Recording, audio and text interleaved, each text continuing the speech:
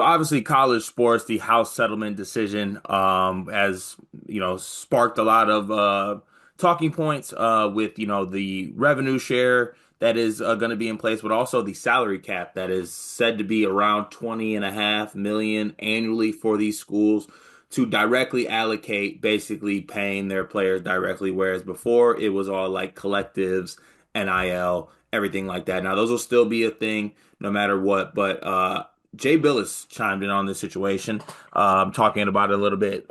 Made some great points. If you head over to his Twitter, he has like a whole like 3 minute video on it.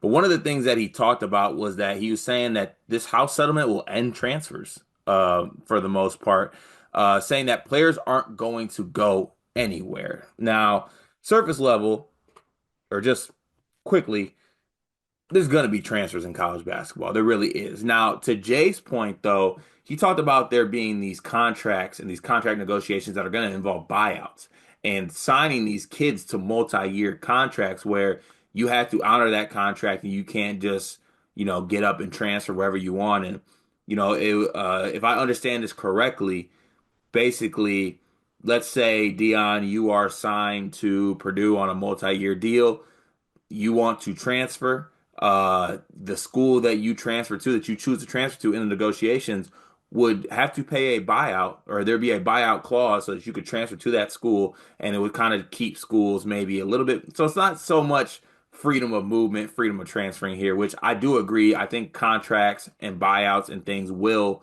kind of help the situations a little bit with this. But I guess, Dion, I'll throw it to you for your thoughts on Jay Billis's comments and like, do you think that this will end transfers and that players aren't going to go anywhere? I thought everything Jay Bilas said was extremely well said, really thought out, and I think he has a great point. I think I disagree with the point though, for the most part. I think I mean, first off, like we see a lot of grad transfers. Um, so I mean that's a group of people that will be out of their contract, right? Um, if you're I'm thinking about like the best transfers in the country, right? Like if you're Boogie Flan, you weren't signing a 4-year deal at Arkansas, right? Like unless you're forced to, which I'm assuming they won't be. So I think what you're gonna see is a lot of players sign like 1 and 2 year deals. Um, and then ideally go to the NBA. Like our NBA team's gonna have to pay the buyout too. This video is brought to you by NBA 2KLab.com. 2K Lab worked with us last summer as well. They're one of our favorite entities in all of sports gaming. We want to show you their college basketball stadium locator challenge game. And I'm going to share a screen right now as we do this. South Carolina, bang. Oh, Ooh, okay, that's pretty good. Next, North Carolina. Why are we only getting the Carolinas?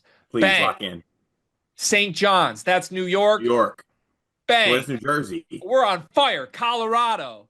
I actually don't know what state Colorado is. It's it's in Colorado. There's a state of Is that Colorado. this one? It's to the right of Phoenix. Anyway, you get the picture. This game's really fun. They've got more games as well, like Guess the NBA Player, Mystery Fantasy Draft, and more. Stay tuned for all of the college football content and games that they'll be putting together to help you get the best experience out of college football 26. Back to the video. I'm guessing. I'm guessing that there will probably be language in there that you thinking like maybe it protects them, or if they go to the NBA, they got to pay a certain amount of money back. Like I feel like these contract negotiations might get kind of nasty. Well, I mean, so that's how it works with like European players coming to the league. That's why so many of them stay in Europe. Like remember when Ricky Rubio came to the league and like every summer it was like, is are the Timberwolves going to pay his buyout? Are the Timberwolves going to pay his buyout? And it was like $7 million.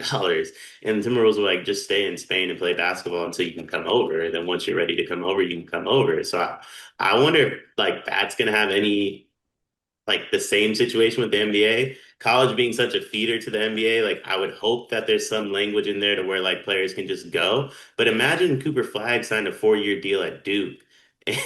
And Duke told like Duke told the Dallas Mavericks, you owe us $10 million to draft our player. Like I feel like that would just create so many issues with the NBA. These contracts would be gone very quickly.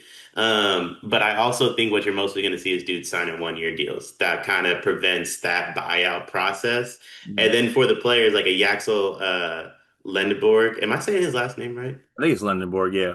Lendeborg. Um, the Michigan would just pay the buyout. Like I think that's what you're going to see. You're either going to see a group of guys that have 1 year deals, a group of guys that have grad transfers, and then you're going to see the Yaxes of the world that in theory would be locked into that contract or an Oscar Clough, and those teams are just going to pay the buyout because those guys are coming from smaller schools that aren't wouldn't be able to pay them that much anyway, to where the buyouts aren't going to be massive.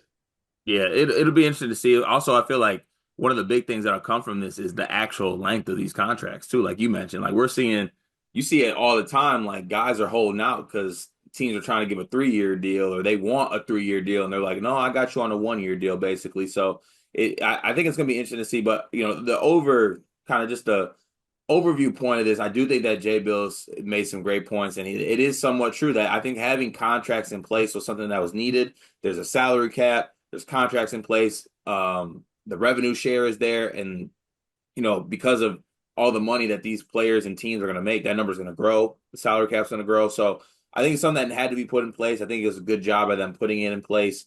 The one thing I'll say though, free all my guys that got locked up for doing all this same stuff that's not legal. That's what I'm like. Can we? I mean, we got. I'm pretty sure there's some NCAA coaches or former coaches that are like behind bars because they did this stuff. So like, can we please free my guys? And start with Reggie. Oh, he got his Heisman back though, right? Yeah, he got his Heisman back. Okay, then we're good on Reggie. We're good on Reggie. But like Yaxel got $4 million to go to Michigan allegedly, right? Yeah. So like, is he going to sign a 1 year $4 million deal or a 4 year $16 million deal? I feel like he just turned down the 4 year deal to go to the NBA for the 1 year deal He's gonna sign a 1 year deal for $4 million. and explore his options. And I don't think we're going to see anything different in the portal because these guys have only been signing 1 year deals the whole time. So Yeah. I don't think you're going to see anybody lock themselves into anything too crazy.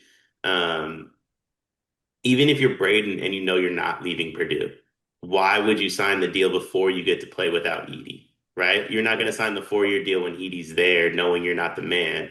You're going to sign a 2 year deal. Edie leaves. Let's renegotiate now that you see what I can do without it.